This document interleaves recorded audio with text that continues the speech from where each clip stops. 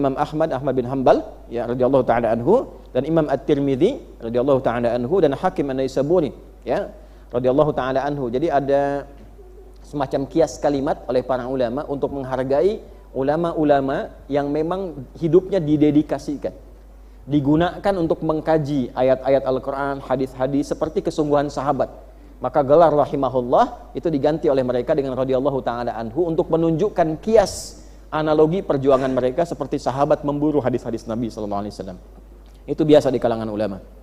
Dari Ibnu Umar, semoga Allah ridhai beliau dan ayahnya, maksudnya Abdullah bin Umar bin Khattab radhiyallahu taala. Ada Abdullah bin Amr, ada Abdullah bin Umar. Kalau Abdullah bin Amr, ain mim ra ada wawunya di akhir. Itu anaknya sahabat mulia Amr bin As radhiyallahu taala anhu. Kalau Abdullah bin Umar, anaknya Umar bin Khattab radhiyallahu taala anhuma. Ada 3 Abdullah nanti yang jenius sejak kecil. Abdullah anaknya Abbas, Abdullah bin Abbas dikenal Ibnu Abbas. Abdullah anaknya Umar dikenal Ibnu Umar, dan Abdullah anaknya Amr bin As dikenal dengan Ibnu Amr ibnul As. Tiga-tiganya Abdullah. Qala, beliau menyampaikan satu riwayat, qala Rasulullah sallallahu alaihi wasallam, Rasulullah sallallahu alaihi wasallam pernah bersabda. Saya agak cepat ya. Man sarrahu an yanzura ila yaumil qiyamati ka'annahu ra'ya 'ainin, ya, ka'annahu ra'yu 'ainin falyaqra. Siapa yang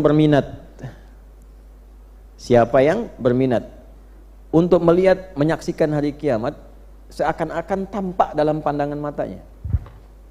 Ini kalimat kiasan, karena orang beriman gak ada yang berminat melihat kiamat tuh. Orang beriman gak ada yang berminat. Ini kata kiasan, makanya nanti bacanya pakai majas di ilmu balaghah nanti. Ya, ada ma'ani, bayan, dan badiah. Nanti di ilmu bayan kita akan temukan ada majas, ada isti'arah, ada kinayah di dalamnya.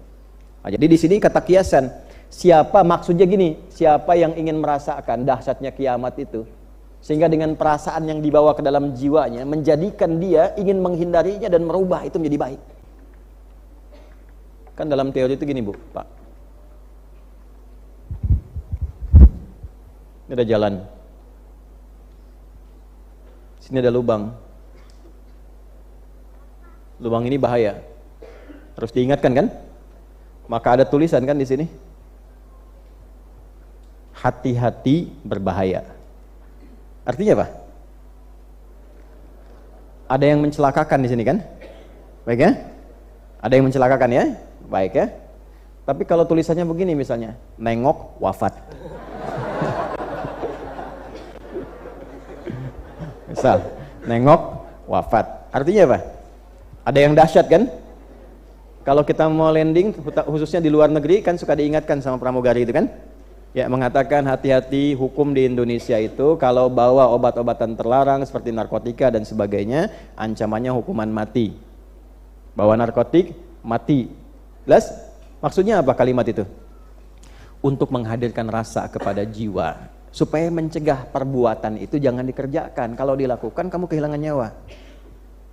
Karena itu ada kaidah itu dalam hukum, kadang-kadang dimunculkan konsekuensi atau balasan dari perbuatan tertentu dengan balasan kematian atau hukum yang berat. Tujuannya bukan untuk menghukum orang, tapi untuk mencegah orang dari perbuatan yang membahayakan.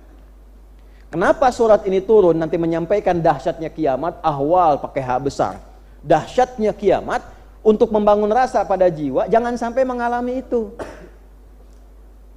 Jangan sampai terjebak dalam peristiwa goncangannya yang dahsyat, yang mencelakakan itu.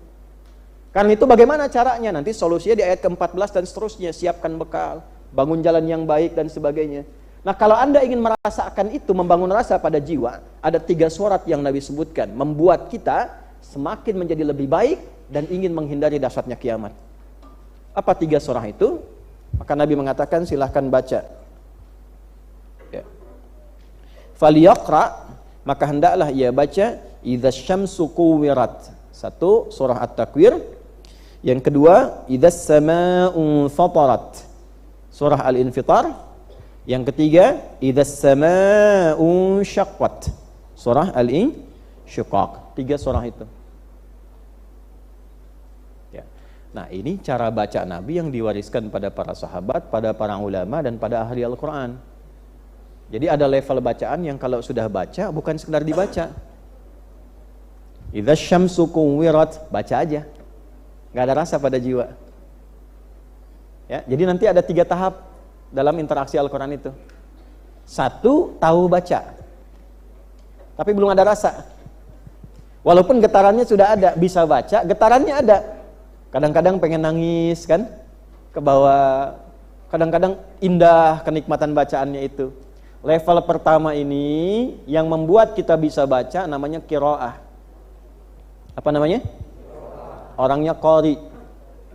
Ya, qari. Jadi qiraat itu artinya tata cara membuat kita mampu bisa membaca.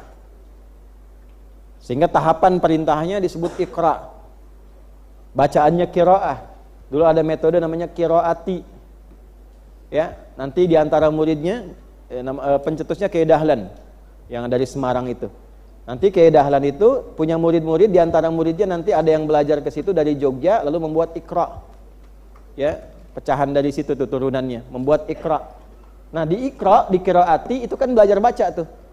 Dari huruf ke huruf, dari kemudian merangkai kalimat, dikeluarkan dari ayat Qur'annya supaya bisa baca. Ya. Dakhala wa kharaja. Pernah lihat ya?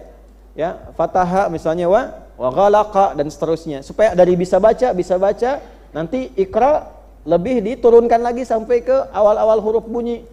Ya, saya kan kita sering bacanya kayak itu kan dulu kan. A fatah a gitu kan, fa fatah fa lam doma u lu apa lu ya.